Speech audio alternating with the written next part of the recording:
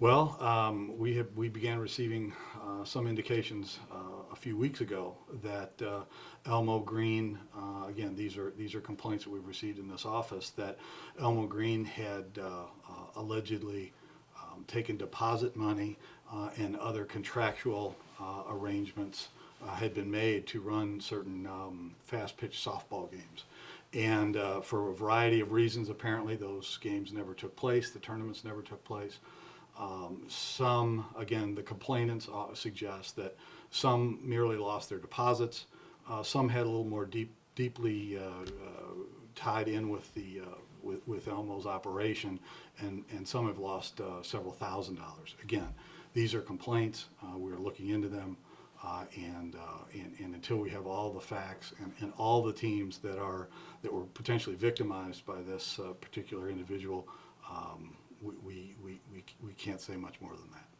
What? Well, it's at a fairly initial stage right now. As you can imagine, there's quite a few softball teams around the state of Missouri. A lot of them apparently have had business dealings with this particular firm, and until we round up all of those teams and assess how much money is still owed, if more money is still owed to some of these teams, we can't really move forward. It is a ground-up investigation. There's a lot of teams involved. There's a lot of individuals involved. It's going to take us some time to put together the specifics of what individual contractual arrangements Mr. Green had with each one of these teams pursuant to these tournaments. We run a hotline, as you know, and that number is 1-800-392-8222.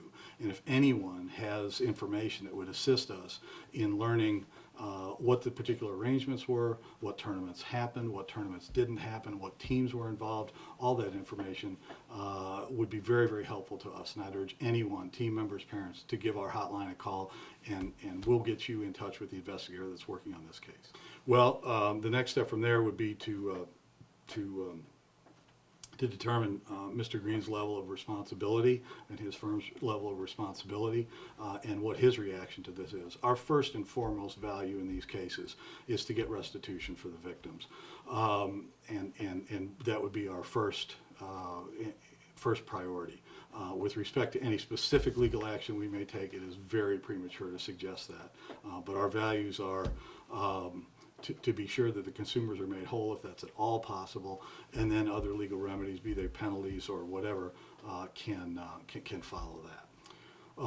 There's a variety of charges. As I say, restitution is our primary goal. Every dollar that was taken from these teams, which for tournaments that did not happen, is what our goal would be. But our legal authority extends from civil to criminal to a variety of other remedies. But honestly, it's so early in this process that we can't really predict what the facts would bring in this case.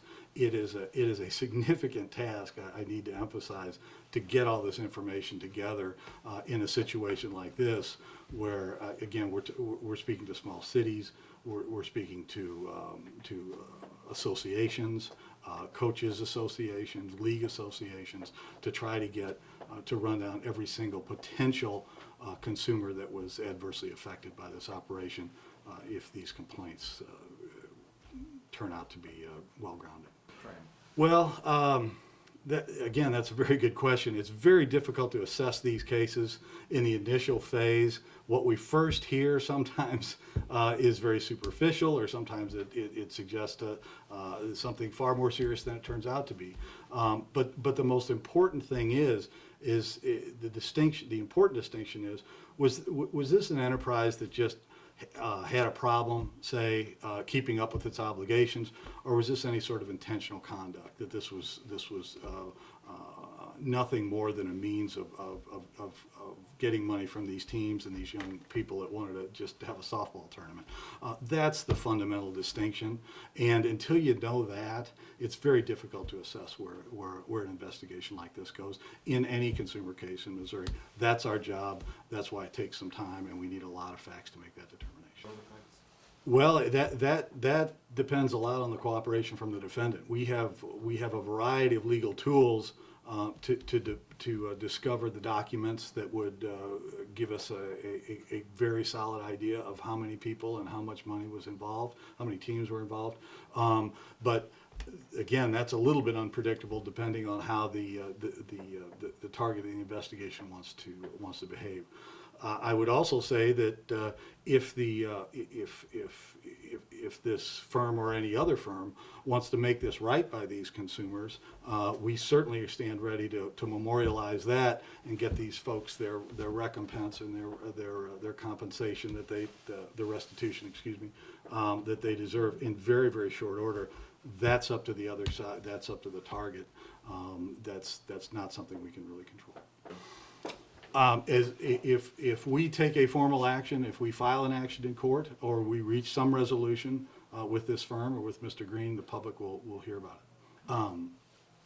Unlike some of these matters, it really is a very broad and unorganized community. I mean, if you were talking about every gas station in the Missouri, I could have that list immediately. But who happened to give this guy $500?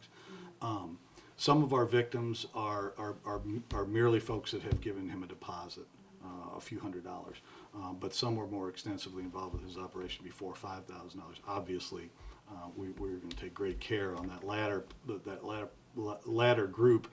We think they were subjected to potentially some misrepresentations with respect to how these tournaments were going to run and if they were going to run smoothly and on schedule. They haven't, to our knowledge, and until we get all of those consumers identified and those amounts and the contracts that they had with Mr. Green and his company, it's very difficult to predict timelines here.